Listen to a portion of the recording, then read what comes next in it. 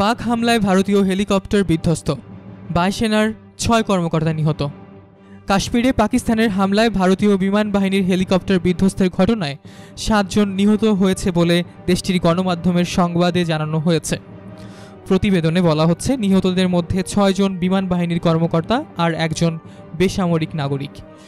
এনডিটিভির প্রতিবেদনে জানানো হয়েছে, বুধবার আনুমানিক সকাল 10টায় কাশ্মীরের বুধ গ্রামের গারেন্দ কালান গ্রামের কাছে খোলা একটি মাঠে রাশিয়ার তৈরি ভারতীয় বিমান বাহিনী MI-17 হেলিকপ্টারটি বিধ্বস্ত হয়। হেলিকপ্টার বিধ্বস্তের ঘটনার বেশ কিছু ভিডিও থেকে দেখা যাচ্ছে ভয়াবহ অগ্নিকাণ্ডের দৃশ্য। পাশের গ্রামগুলো থেকে অনেক মানুষ দুর্ঘটনাস্থলে ভিড় করছেন। বিধ্বস্ত হেলিকপ্টারটি থেকে 2টি লাশ পাওয়া গেছে বলে জানিয়েছে পুলিশ। মঙ্গলবার ভোরে ভারতীয় বিমান বাহিনী পাকিস্তানে হামলা চালালে 2 দেশের মধ্যে উত্তেজনা ছড়িয়ে পড়ে। সরকারের পক্ষ থেকে পাল্টা প্রতিরোধের ঘোষণা আসার পরপর এমন হামলা চালায় পাকিস্তানের বিমান বাহিনী।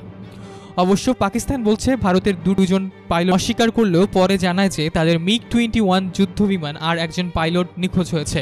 তবে পাকিস্তান আনুষ্ঠানিকভাবে পাইলট আটকের ব্যাপারে কিছু জানায়নি ভারতকে। অপরদিকে যুদ্ধ শুরু হলে কারো হাতেই নিয়ন্ত্রণ থাকবে না, হুঁশিয়ারি ইমরানের।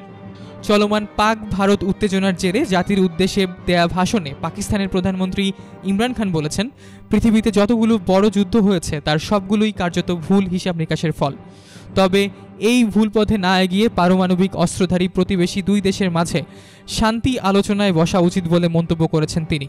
পাক অধিকৃত কাশ্মীরে জঙ্গি গোষ্ঠী জয়েশ-ই-মোহাম্মদের ঘাঁটিতে ভারতীয় বিমান বাহিনীর অভিযানের জবাবে বুধবার ভারতীয় 2টি যুদ্ধ বিমানে গুলি চালিয়ে ভূপাতিত করার জেরে ক্রমবর্ধমান উত্তেজনার মাঝে জাতির উদ্দেশ্যে ভাষণ দিয়েছেন পাকিস্তানের এই প্রধানমন্ত্রী।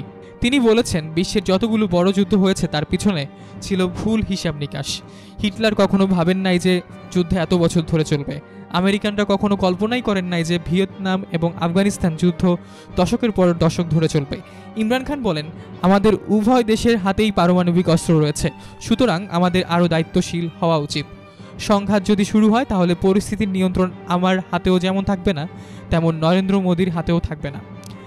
ইমরান বলেন, গত 14ই ফেব্রুয়ারিতে কাশ্মীরের পুলওয়ামায় নিরাপত্তা বাহিনীর গাড়িবহরে হামলার ঘটনায় তিনি ভারতকে তদন্ত কাজে সহায়তার প্রস্তাব দিয়েছিলেন। আমরা ভারতের সঙ্গে কথা বলেছিলাম, তাদের বলা হয়েছিল যদি একতরফা কোনো পদক্ষেপ নেওয়া হয় তাহলে তার জবাব দিতে বাধ্য হবে পাকিস্তান। সেটা যাই হোক না কেন, পাকিস্তানের প্রধানমন্ত্রীর ইতিবাচক এই ভাষণের প্রশংসা করেছেন দেশটির বিশ্লেষক ও বিরোধী দলীয় রাজনীতিকরা। বিরোধী দল পাকিস্তান মুসলিম লীগ নওয়াজের সিন্ধ প্রদেশের গভর্নর জুবায়ের ওমর আশা প্রকাশ করে বলেন, ভারত একটি ইতিবাচক বার্তা পেল। তিনি বলেন, আমার প্রত্যাশা তারা একটি বার্তা পেয়েছে, সেটি হচ্ছে আমাদের ওপর ক্ষমতা প্রদর্শন এত সহজ নয়। এতক্ষণ ফ্রিকি নিউজের সঙ্গে থাকার জন্য আপনাদের সবাইকে ধন্যবাদ।